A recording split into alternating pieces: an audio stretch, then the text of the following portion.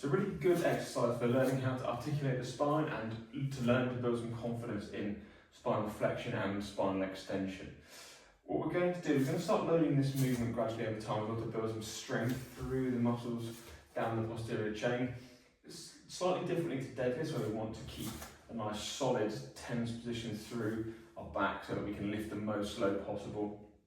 With the Jefferson curl, we're really trying to articulate the spine so that load will be a lot lighter to account for the fact that we are kind of really rounding through the back, and it will build over time. But don't be afraid to load this movement, but just, you won't be lifting as much as you will for a deadlift, for example.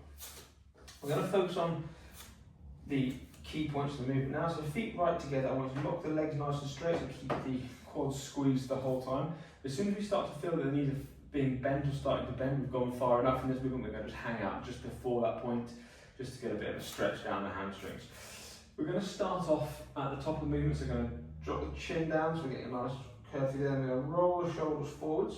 We're then going to use the arms to pull us down bit by bit. Hands on the legs, locking those legs straight, and we're going to really think about curling forwards, really arching around nice and smoothly all the way to the bottom. Once we get to the feet, come out over the feet, hands down, and just drop as low as you can. Now either we're going to get a really big stretch down here, in which case great, just hang out there. If you feel like you need to go to bend like that, you've gone a bit too far, so just come back up to the point before they bend, hold there, and then we're going to return back up the way we came, keeping that arch for as long as you can, really coming all the way up, all the way up, all the way up. And then shoulders, and then head, and then returning back down for our subsequent reps. Now once we feel quite comfortable, we can get good range through this.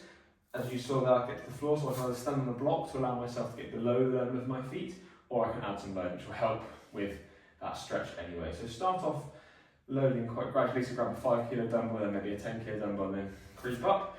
Obviously I've been doing this for a little while, so I'm going to grab a barbell. This is 20 kilos. Feet right together again, locking those legs out straight. Exactly the same movement with the bar. Keep that bar right on the leg. Drop the chin all the way forwards, coming all the way down, keeping the arch in the back. Again, once you get to the floor, come out over the toes, and obviously you can drop down there. If you feel like you're getting to the floor and you haven't got a block to stand on, simply we're going to take the hands a little bit wider on the bar, so that obviously it starts a bit higher up the body. And then we can do the same movement all the way through here, and getting a really good stretch. Hang out in that stretch position before returning back to the start.